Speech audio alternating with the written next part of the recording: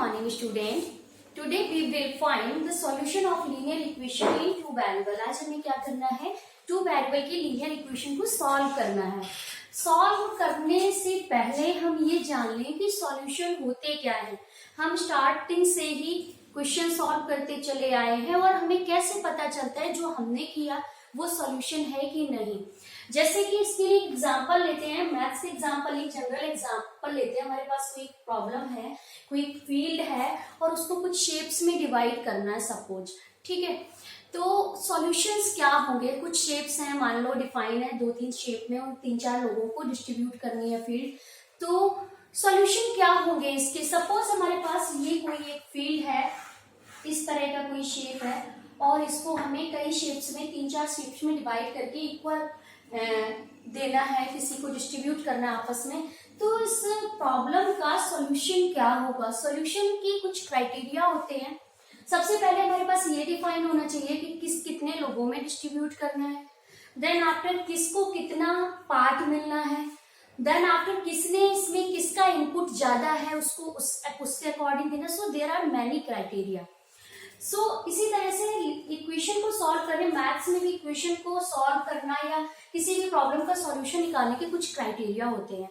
Same linear equation में इन two variable में criteria क्या होता है, जो आपका सॉल्यूशन है that must be satisfied our problem. जो सॉल्यूशन आपके निकलेंगे वो क्या होना चाहिए, हमारी प्रॉब्लम को सेटिस्फाइड करना चाहिए.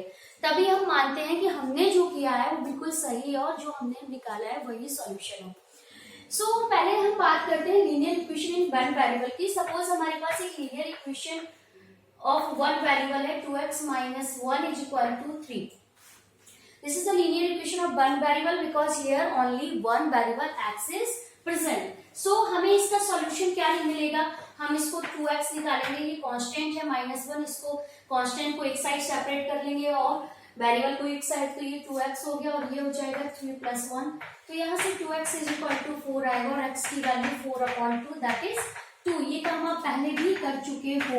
तो x की वैल्यू 2 आई. तो आपने क्या देखा, यहाँ पे केवल एक सॉल्यूशन मिला, x = 2. यहाँ पे प्रॉब्लम वेरीफाई करने में आप क्या करोगे कि ये सॉल्यूशन हमारी प्रॉब्लम को वेरीफाई कर रहा है कि नहीं. इसके लिए आप क्या करोगे, यहाँ x की जगह 2 पुट करोगे और आप देखोगे कि left hand side right hand side के बराबर आ रही है. तो आपकी प्रॉब्लम जो है वो सॉल्यूशन से वेरीफाई हो रही है. मतलब आपने जो किया वो बिल्कुल सही किया. अगर हम देखते हैं कि मान लो यहाँ पे 2 ना निकालते, हम गलती से x की वैल्यू 3 निकाल देते, तो आप देखेंगे जैसे ही आप 3 सब्स्टिट्यूट करते हैं इन प्लेस ऑफ x, तो आपकी प्रॉब्लम वेरीफाई नहीं होती. मतलब वो सॉल्यूशन क्या होता, रॉन्ग होता.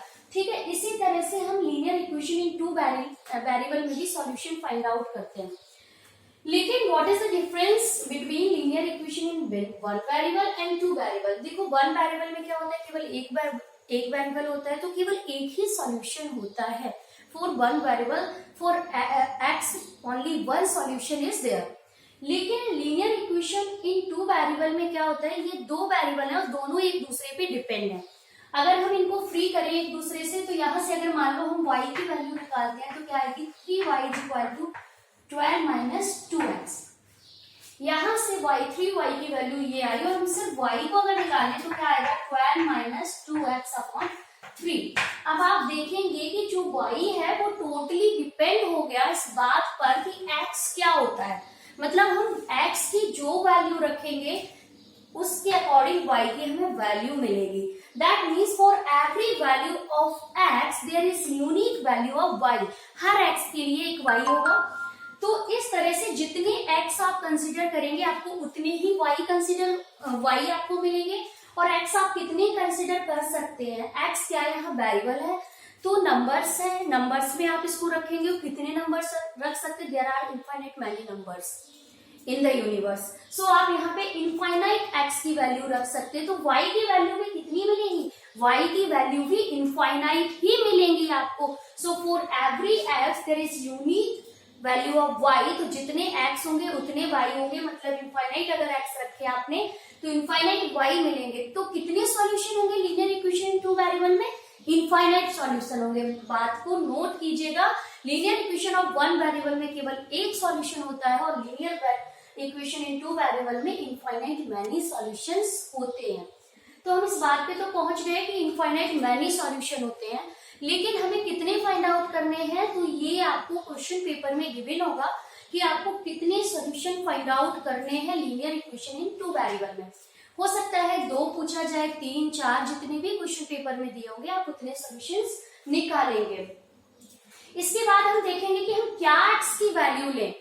x, यहाँ पे एक चीज और नोट कीजिएगा, यहाँ जो y है ये डिपेंडेंट वेरिएबल है। क्या है? Dependent variable. और x क्या है? Independent variable. x क्या है? इंडिपेंडेंट। ये क्या होता है? अब आप कहेंगे ये एक नई चीज हो गई, डिपेंडेंट इंडिपेंडेंट। यहाँ पे मैंने पहले ही बता दिया कि आप x की वैल्यू रखेंगे और y की वैल्यू आपको x से मिलेगी। तो y किस पे डिपेंड है? x पे। और x की वैल्यू कौन रख रहा है? आप रख रहे हैं। आप कोई भी वैल्यू x की रख सकते हैं। सो x is free from y और y डिपेंड ऑन x, इसलिए y को डिपेंडेंट और x को इंडिपेंडेंट वेरिएबल कहा जा रहा है। यहाँ दोनों की पोजीशन चेंज भी हो सकती है। अगर हम यहाँ पे 3y की जगह 2x को यहीं छोड़ते, 3y को ट्रांसफर करते, तो x डिपेंडेंट हो जाता y पर। तो यहाँ पे कोई भी ऐसा नहीं है कि नहीं आपको x को ही डिपेंडेंट बनाना है या y को ही डिपेंडेंट बनाना है। आप अकॉर्डिंग टू क्वेश्चन आपको जो इजी लगे वो आप कर सकते हो सिचुएशन के अकॉर्डिंग। सो यहाँ पे y की वैल्यू हम निकालने वाले हैं और x की वैल्यू रखने वाले हैं। ठीक है, हम मान लेते हैं कि हमको 4 सॉल्यूशन लाने हैं इस प्रॉब्लम के। तो वो 4 सॉल्यूशन कौन होंगे, तो ये भी सोचने की बात है। सबसे पहले याद रखिएगा, आपको ऐसे सॉल्यूशन ढूंढने हैं जो आपको कम से कम एक वैल्यू x की 0 रख के मिले और दूसरा y, दूसरी वैल्यू पर y 0 हो जाए। मतलब ऐसे सॉल्यूशन से क्या होगा, ये आगे हम देखेंगे जब हम ग्राफ पढ़ेंगे लीनियर इक्वेशन ऑफ 2 वेरिएबल के। तो आपका जो ग्राफ होगा वो एक्सिस को इंटरसेक्ट करेगा, बिल्कुल एग्जैक्ट ग्राफ बनेगा। और उसमें क्वेश्चन ये भी आता है कि at which point our graph intersect axis, x axis and y axis. तो आप वो भी बिना वैल्यू रखे फाइंड आउट कर सकते हो। हालांकि वो आप वैल्यू रखे भी देख सकते हो, लेकिन जब आप ऐसी वैल्यू रखोगे तो आपको दोबारा नहीं करना पड़ेगा। सो हम यहाँ पे सबसे पहले ले लेते हैं let x equal to 0। x की वैल्यू हमने 0 ली, तो ये हमारे लिए बहुत इजी होगा क्योंकि x 0 हो जाएगा तो y की वैल्यू फाइंड आउट करना बहुत इजी होगा। तो यहाँ y की वैल्यू क्या आ जाएगी? 12 minus 2 into 0/3।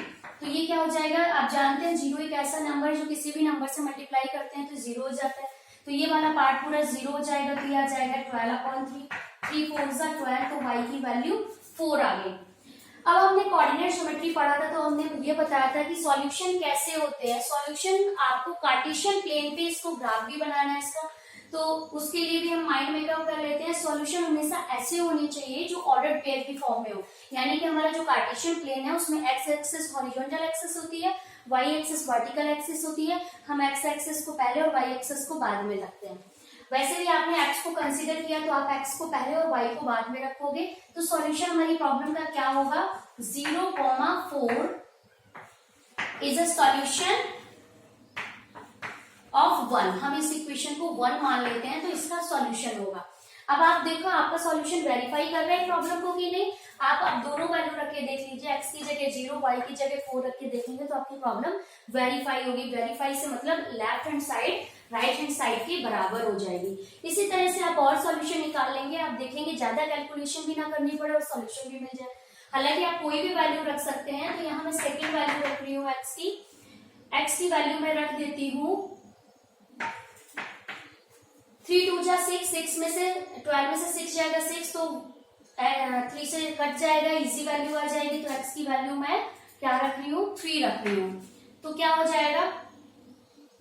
y is equal to 12 minus 2 था इक्वेशन में देखिए, और x की जगह हमने क्या रखा? 3/3। तो y is equal to 12 minus 3 2 जा 6/3।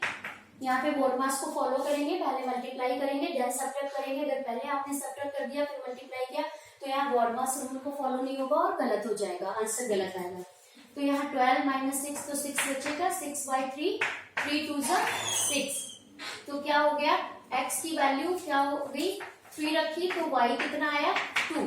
तो ये भी हमारी प्रॉब्लम का सॉल्यूशन होगा, ये भी हमारी प्रॉब्लम को वेरीफाई करेगा।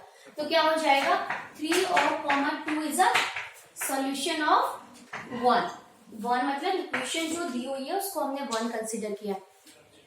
इस तरह से आप और भी सॉल्यूशन रख सकते हैं। जितनी x की वैल्यू रखेंगे उतनी ही y की वैल्यू आपको मिलेगी। उम्मीद है आपको समझ में आया होगा। आप इसको ट्राई कीजिएगा और सॉल्यूशन निकालने की कोशिश कीजिएगा। Thank you very much.